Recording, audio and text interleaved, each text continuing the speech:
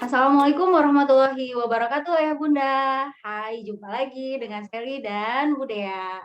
Untuk sesi kenalan sama Budaya, tadi udah ya di video part 1, jadi tonton dulu part satunya baru mampir ke sini.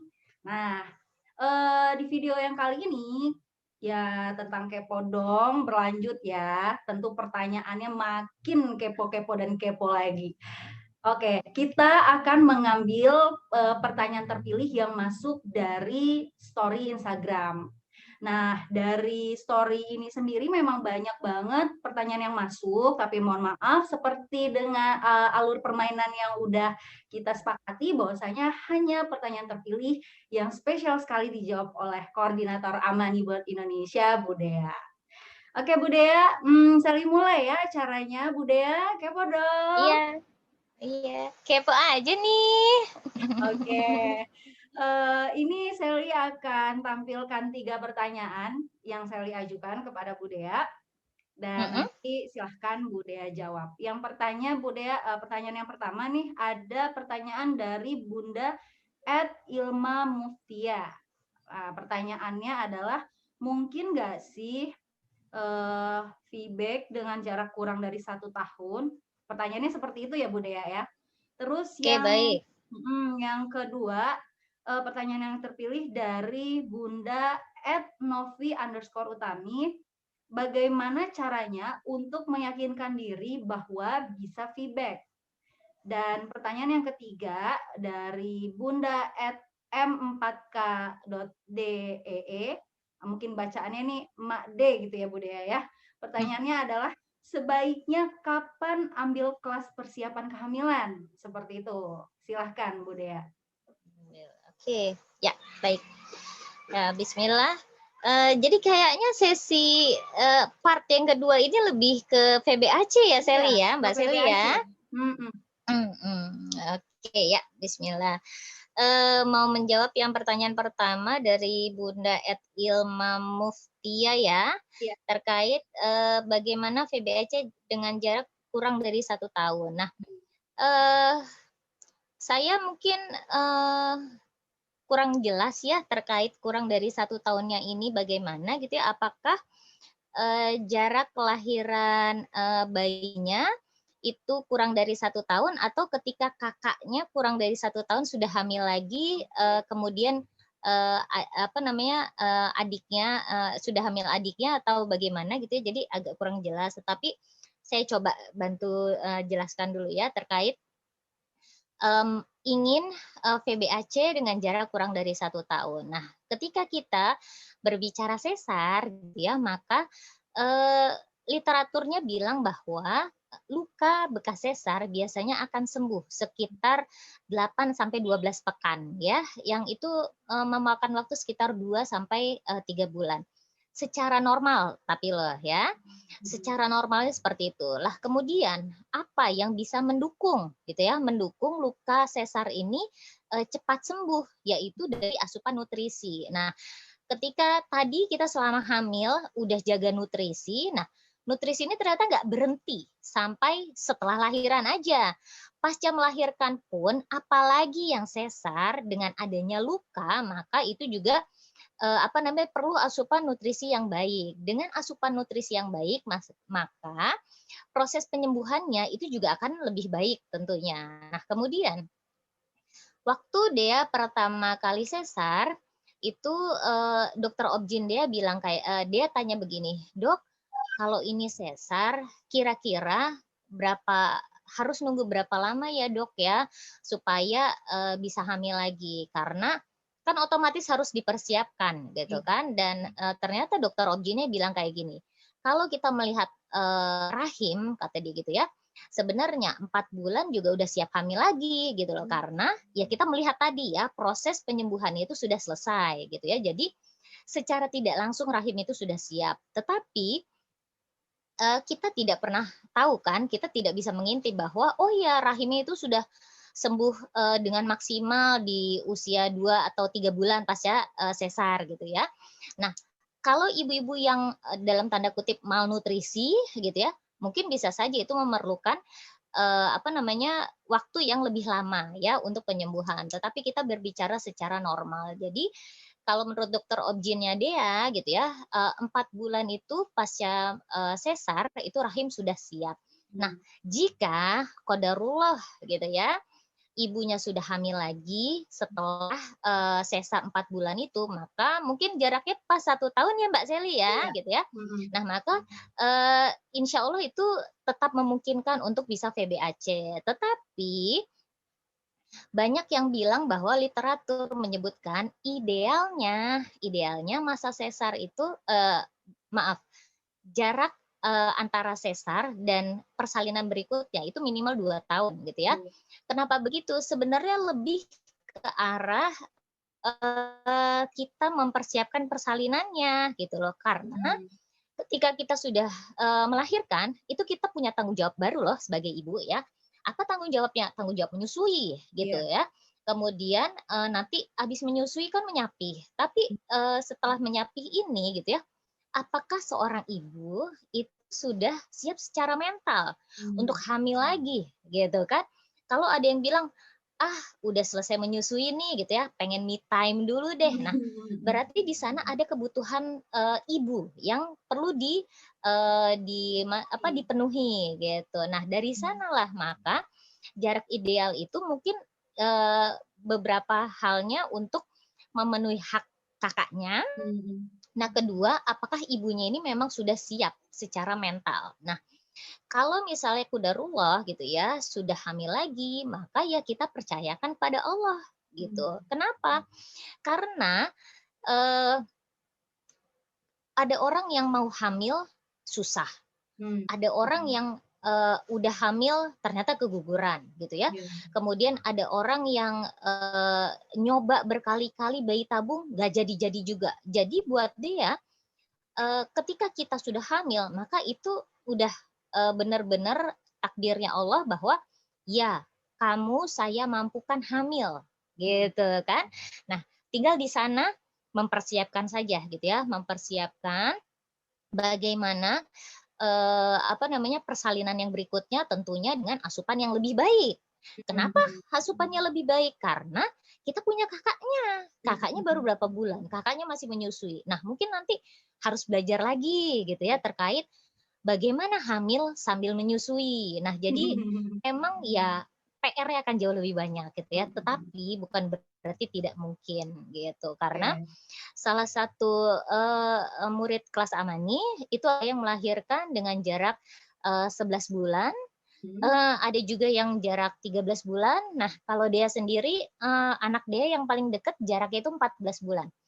Masya Allah. Kakaknya lahir Maret, adiknya itu Mmm. lahir, Mei tahun depannya, Ya gitu loh. Jadi ampun. jaraknya hanya 14 bulan gitu Oke. ya. Jadi ya kesimpulannya lebih ke, bagaimana kita mempersiapkannya aja, gitu. Mmm. Nah, kemudian pertanyaan yang kedua, bagaimana meyakinkan diri bisa VBAC? Nah, Iya. mungkin ini nyambung sama pertanyaan yang ketiga ya, Mbak Sally ya, Iya benar yang banget, Bu Dea. sebaiknya kapan mengambil ya, mhm. Mhm. Oke. Nah, jadi salah satu yang dia lakukan sebelum melakukan VBAC pada anak yang ketiga, yaitu dia mengikuti kelas, Amani gitu ya. Mmm. Sebenarnya kelas persiapan persalinan yang lain, banyak ya, nggak hanya Amani. Mhm. Silahkan dipilih saja mana yang memang, nyaman ya, dan sesuai gitu, dan juga mungkin dekat dengan lokasinya masing-masing. Nah, hanya saja yang ingin dia yang ingin dia sampaikan di sini bahwa ternyata kelas persiapan persalinan itu memang benar-benar membuat kita memahami lebih jauh tentang tubuh ini gitu ya.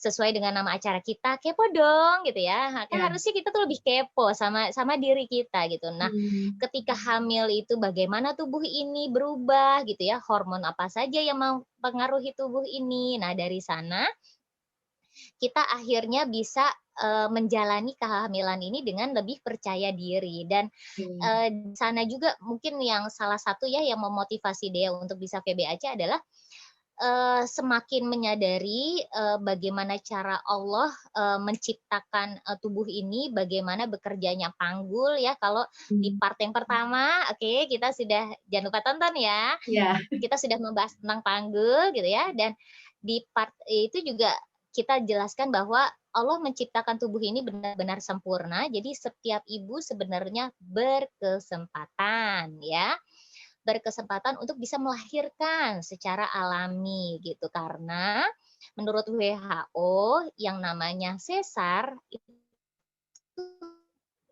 harusnya hanya dalam setiap persalinan dari 10 ibu, nah maka harusnya hanya 1 sampai 2 orang aja yang Ya. melahirkan sesar seperti itu. Karena memang ada beberapa faktor ya yang kita nggak tahu gitu ya, yang kita nggak tahu yang mungkin nanti saat persalinan itu harus berakhir dengan sesar. Nah, tetapi dengan kita mempelajari lebih jauh, nah, sekali mati lagi. Ya. Ya, dengan kita mempelajari ya, dengan kita mempelajari lebih jauh tentang kehamilan dan persalinan ini, itu yang akan menumbuhkan kepercayaan diri kita. Nah, kemudian menjawab pertanyaan yang nomor 3 sekalian ya, Ya. Sebaiknya kapan sih mengambil kelas ini? Ya, kalau misalnya saya bilang seperti peribahasa Indonesia gitu ya, ada yang disebut dengan sedia payung Sebelum sebelum hujan. hujan. Ada yang Ya. inget nggak artinya apa? Itu bahasa Indonesia SD, Nah, ya, Budaya ya. jadi heeh. Semua pasti pasti tahu kan peribahasa itu.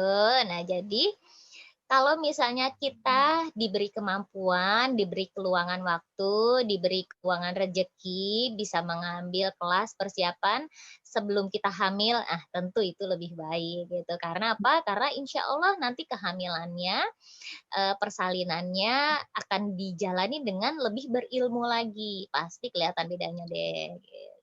Iya. Oke, Mbak Sally, udah semua Oke. ya pertanyaannya? Sudah semua pertanyaannya Budaya, ini Masya Allah banget ya Ayah Bunda ya.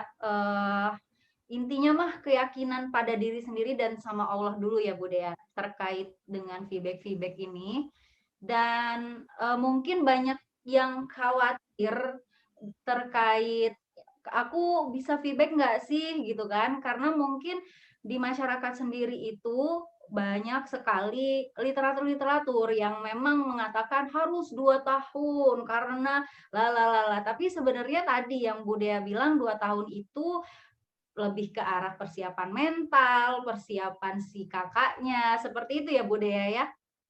Berarti? Ibaratnya jarak ideal ya, gitu ya. Iya. Tetapi Mhm. banyak hal dalam hidup kita yang tidak bisa ideal, Oke. gitu. Benar benar benar. Saya setuju dengan ungkapan itu. Ya, karena tidak semua hal dalam hidup ini ya ideal gitu. Jadi ya memang ketika kita ingin idealis, ya silahkan ya dilakukan itu, tetapi ada kalanya itu tidak bisa terjadi. Nah, ketika takdir ya Allah, qadarullah sudah terjadi, maka yang terbaik adalah mempersiapkan persalinannya Oke, gitu. mantap. Keren banget itu ungkapannya Bu Dea. Jadi realistis juga perlu ya Bu Dea ya, jangan idealis aja gitu kan. Banget gitu Mmm, ya. Heeh. Nggak pertanyaan selamanya bisa mhm, idealis. oke bener itu. Tadi pertanyaan ketiganya tentang feedback semua dan berkaitan antara satu sama yang lain, Masya Allah udah dijawab Hmm?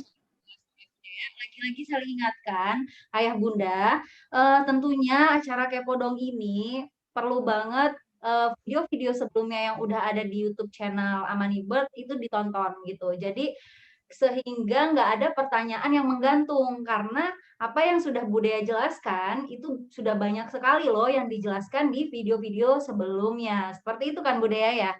Iya. Nah, Bener banget. Jangan lupa subscribe ya. subscribe juga penting.